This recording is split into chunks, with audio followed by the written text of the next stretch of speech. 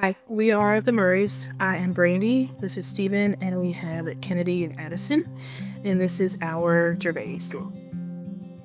Kenidee was born just like any other child. Very normal pregnancy, normal birth, everything was fine. Very normal infancy until she was 5 months old. When Kenidee was 5 months, she had just turned 5 months. Just a few days later, she had her very first seizure. We were doing a family Christmas party with my family. We were at our home, and Kenidee was playing with the Christmas tree, and all of a sudden her hand started to tremor, and it moved from her hand to her entire body. This seizure lasted right at an hour and took several rounds of medication to get her out of it, and we ended up being transported to our local children's hospital.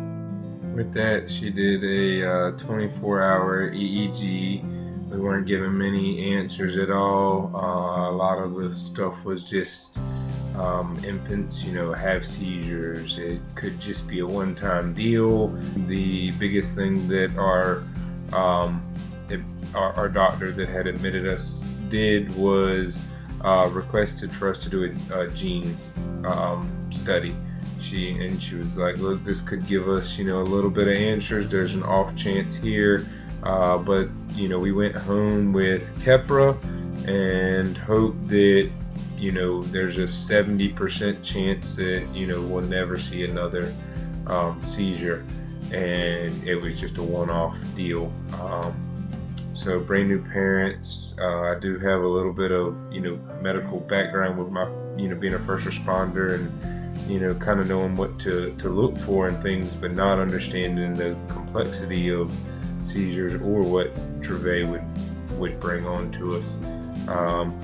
That false hope of not witnessing another seizure was short-lived, as 74 hours later, after getting discharged from the hospital, we were admitted back to CHKD with another 35 to 40 minute long seizure with multiple rounds of rescues and etc.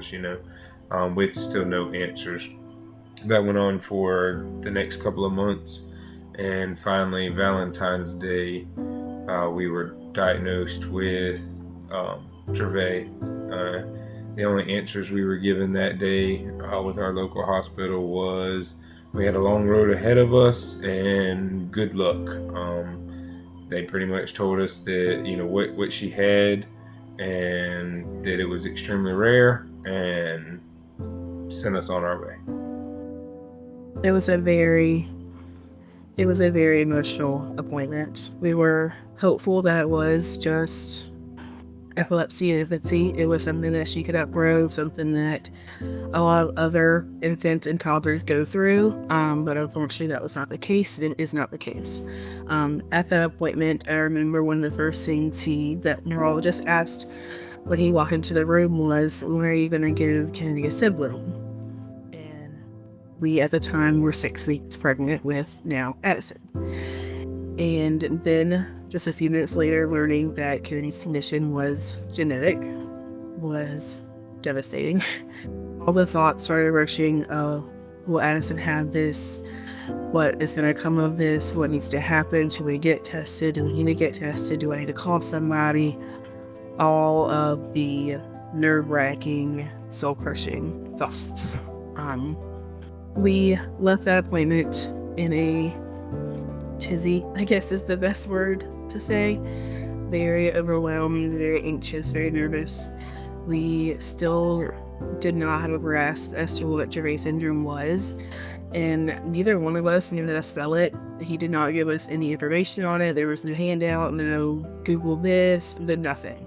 If I remember correctly, he actually said don't Google it because he didn't want us to read what the internet said about Dravet syndrome. Thankfully, we did find the Dravet Foundation fairly quickly. We didn't realize all the stuff they had to offer immediately, but we found them pretty quickly. We did find the Facebook group, and that was very reassuring. The Dravet Syndrome Foundation, or DSF as we call it, was founded in 2009 with the goal of accelerating research while providing support, education, and resources for our patient families. DSF is proud to be the largest non-governmental funder of Dravet-specific research. By organizing and educating our community, we've been able to move the needle forward in the field of Dravet syndrome, including many new clinical trials and better treatments. We went through several months of just horrible seizures, no control, a couple of different medicines, no real access or good access to the neurologist. We finally, that summer, I had kind of had enough personally, and I happened to see a post about on Facebook about the specialists, and so I hopped on the Dravet Foundation page, and that's when we ended up finding out that Children's Hospital of Philadelphia was the closest and was kind of the biggest one that we could go to. We made that decision on like a Saturday or Sunday night. I think I found them.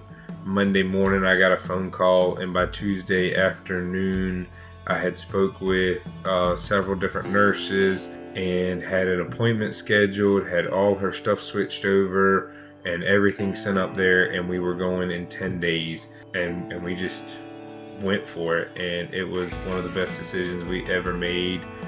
We finally got some good connection, we got some good direction, some good communication, and tons of help. We end up going every couple of months for different reasons, and we have kind of made it almost a vacation style getaway where we go up and have doctor's appointments and such. Right now, thankfully, we are in a very decent spot with Kenidee and her seizure management. That's not wood for that. I hate saying that because it can change in a blink of an eye, and it has before a few times. You think you're in a good spot, and then you're not. 2024 started off very difficult for Kenidee and just got worse as the months went by.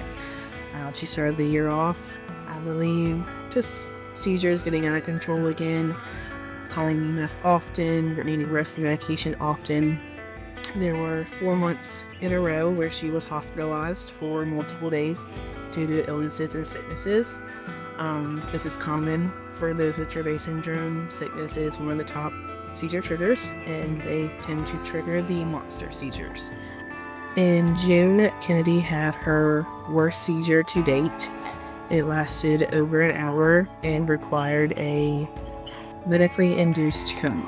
She was intubated and sedated because nothing would get her out of the seizure. That was our turning point. That was one of the turning points in our journey. Even after that, things continued to spiral and get not any better. In August of this past year, I called EMS, or we called EMS, 16 times. From our home, and I think 2 may have been in public. That's how many times we had to call EMS in a month.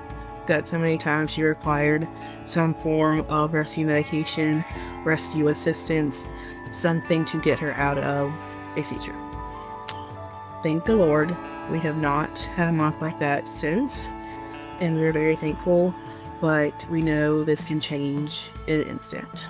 Right now, because of where we are, she's still on 3 daily medications. We still take every precaution. She has had 1 status seizure in 3 months, which is amazing. We have never been able to say that. We are thankful for where we are and taking advantage of it and letting her and Addison live as much as a normal life as possible. It's difficult, but we're trying to give her the life that she wants. As much as we want to put her in bubble wrap and not let her leave the house ever, she is definitely not the one to stay home and do nothing. So while we can and while her body is letting her, we are letting her do everything she needs to. As time passed, here we are. We have found an amazing support system in the Dravet community. We have found friends of all ages. We have found parents that know exactly what we are going through, and we're no longer outcasts. We actually have people that know what we go through, know what our home life what's like because they live it too. This is just a short blip of the last 3 years of the life that we have lived, along with every other Dravet family. The journeys all look so much different, and nobody knows exactly what you're going through. But I will say, in the Dravet world, there are a lot that have been through similar instances, and we do connect really, really well.